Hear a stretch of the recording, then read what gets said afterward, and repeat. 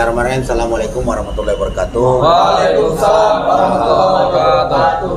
Para pemirsa DPC PPM Majalengka Channel dimanapun berada, juga pada pengurus DPC PPM Majalengka yang hadir di sini, berikut dengan PPA-nya, serta para pemirsa yang ada di seluruh Nusantara dan luar negeri.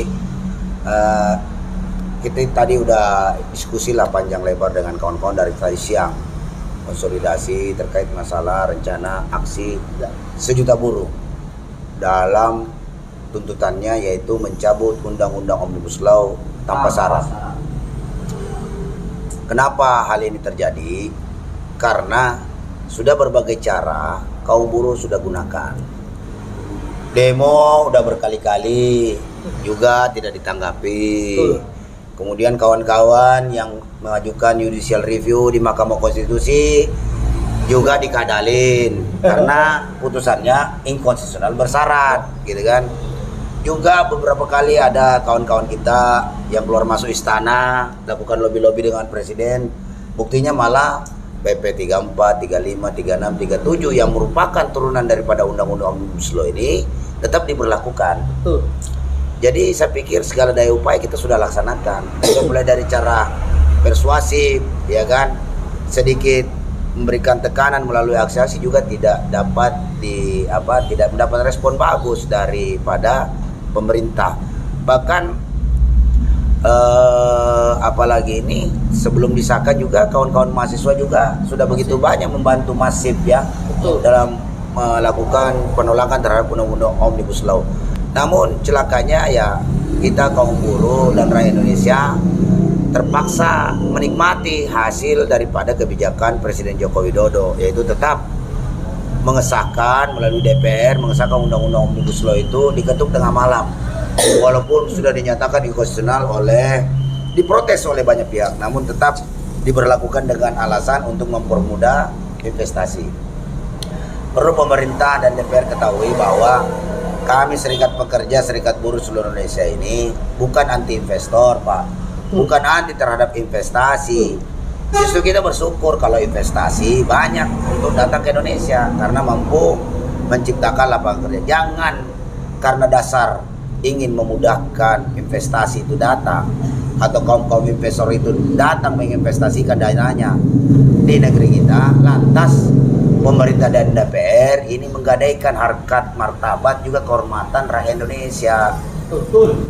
Dengan begitu longgarnya aturan hukum-hukum ketenagakerjaan yang justru tidak memberikan kepastian kerja bagi seluruh Indonesia, kepastian upah, kepastian dana pensiun, kepastian pesangon, juga kepastian status hubungan kerja. Ini kan makin hari makin tidak jelas nih. Masa orang mau di-outsourcing seumur hidup? Faktanya hari ini upah juga nggak jelas-jelas 2 tahun terakhir. Pokoknya semenjak disahkannya Undang-Undang Omnibus Law ini, upah buruh itu nggak ada yang stabil. Betul. Bahkan di Majalengka terakhir hanya ditawarin cuma 18.000 ya. Nah itu pun juga Majalengka apa? sudah di demo cuma naik berapa? 18.000. 18.000. Tetap 18.000. Karena kenapa? Kewenangan pemerintah daerah itu diamputasi oleh Undang-Undang Omnibus Law. Jadi bupati itu tidak dapat menetapkan upah minimum di tingkat kabupaten kota. Semuanya harus dari pusat. Betul. Padahal tingkat inflasi kan berbeda-beda, ya kan? Nah di sisi lain pemerintah tidak mampu mengendalikan harga kebutuhan bahan pokok. Semua naik. Telur naik, minyak naik, beras naik, BBM naik, ya kan? Kalaupun Pertalite tidak naik harganya tapi kuotanya dikurangin. Sedikit-sedikit pom bensin habis lagi stoknya. Jadi mau nggak mau rakyat terpaksa mengkonsumsi Pertamax yang harganya 12.000. Harga udah naik kemana-mana, upah buruh tidak naik-naik. Jadi tidak sebanding, jadi menurunkan daya beli kaum buruh itu sendiri.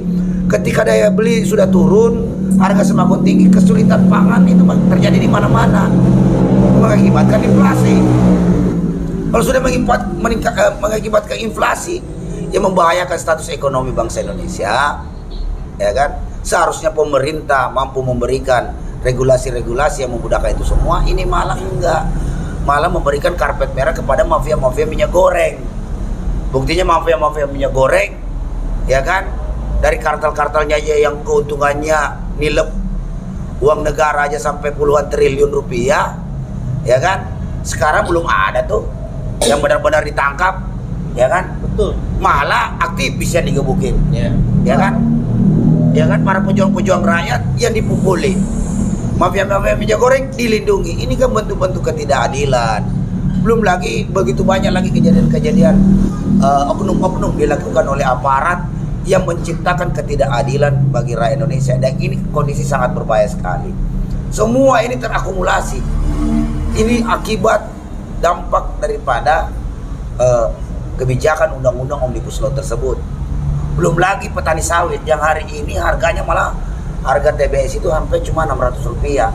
Sementara di Malaysia 4.000. Bayangkan petani sawit kita yang ada di Kalimantan, di perbatasan sana, terpaksa jual sawitnya ke Malaysia karena bisa dibeli 5.000 sampai 6.000. Ini bagaimana ini pemerintah kita ini ngerugiin buruh, ngerugiin petani, nelayan juga setengah mati juga menangkap ikan karena solarnya dibatasi. Betul. Inilah semua kejadian-kejadian ketimbang-ketimbang ini semuanya terakumulasi dalam undang-undang Omnibus Law ini yang memang sejatinya harus segera dibatalkan oleh pemerintah.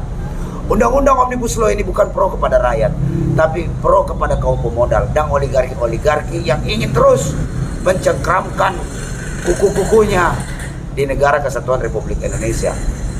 Nah, kemarin kawan-kawan sudah hadir tuh, ada kurang lebih sekitar 40 loh. Konfederasi dan federasi sudah melakukan pertemuan beberapa kali, terus melakukan konsolidasi penguatan di setiap basis-basis untuk turun ke jalan pada tanggal 10 Agustus nanti dengan tagline aksi sejuta buruh. Ini penting kita lakukan. Harus. Karena dengan satu tuntutan hanya minta Presiden Jokowi untuk segera mencabut undang-undang Omnibus Law tanpa syarat. Kita akan datangi semua ke Jakarta. Dan ini konsolidasi mulai dari Provinsi Jawa Barat, Banten dan DKI Jakarta. Nanti kita bersatu padu untuk sama-sama berkumpul di Jakarta menuntut satu tuntutan, yaitu batalkan undang-undang Omnibus Law tanpa syarat. Itu segera harus dicabut dari muka bumi. Undang-undang jahanam biadab itu harus segera dicabut. Ya. Karena sangat tidak berperikemanusiaan dan tidak berkeadilan. Adapun keuntungannya terlalu kecil. Cuma kalau misalnya di situ ada undang-undang Omnibus Law yang memudahkan membuat izin apa segala macam, lah itu kan bisa diatur tersendiri dalam undang-undang kemudahan investasi. Nggak perlu penggabungan, sehingga mengakibatkan undang-undang ketenagakerjaan juga nggak mau beberapa pasal di Omnibus Law kan. Ini sama halnya merevisi Undang-Undang 13 dengan cara yang lain. Tentunya ini menjadi keperluan kita bersama ya. Nah, jadi rencananya nanti sebagian besar mungkin sementara masih dalam pembahasan. Jadi rencananya itu memang akan ada agenda long march. Agenda long march itu ada agenda long march tapi masih tentatif, masih perlu kita bicarakan lebih lanjut. Perlu pemantapan itu dari Bandung. Kemudian ada beberapa titik lagi, dan kawan-kawan yang ada misalnya cukup ya jauh ya silakan pakai motor aja. Karena kalau bus sulit. Jangan berharap kepada bus. Kalaupun kalian sewa bus, nanti PO-nya dilarang oleh aparat. Dan juga kalaupun kalian konvoi motor, mohon di sini aparat tolong jangan halang-halangi. Buruh cuma datang dari daerah ini mau masuk ke Jakarta hanya menuntut agar segera dicabut undang-undang Omnibus Law. Jika kawan-kawan kita dihalang-halangi, saya sarankan lebih bagus yang naik motor ini udah masuk tol aja lah. Ya kan? Kalian naik motor aja di dalam tol. Karena kalian dihalang-halangi untuk apa? Orang menyampaikan pendapat di muka-muka dihalang-halangi. Dan kami akan pimpinan ini nanti beberapa hari ke depan nanti akan disampaikan juga nanti di mungkin kesempatan lain ketika pimpinan-pimpinan konfederasi sudah berkumpul itu, nanti kita akan menyampaikan surat secara resmi kepada Kabintelkam Mabes Polri yang ditujukan juga kepada Kapolri bahwa Aliansi Sejuta Buruh akan menyampaikan surat pemberitahuan penyampaian pendapat tim kaum secara resmi yang ditemani oleh tim pembela aksi Aliansi Sejuta Buruh yang terdiri dari para advokat dan para legal, juga dihadiri oleh semua pimpinan konfederasi dan federasi yang tergabung di dalam Aliansi Sejuta Buruh ini.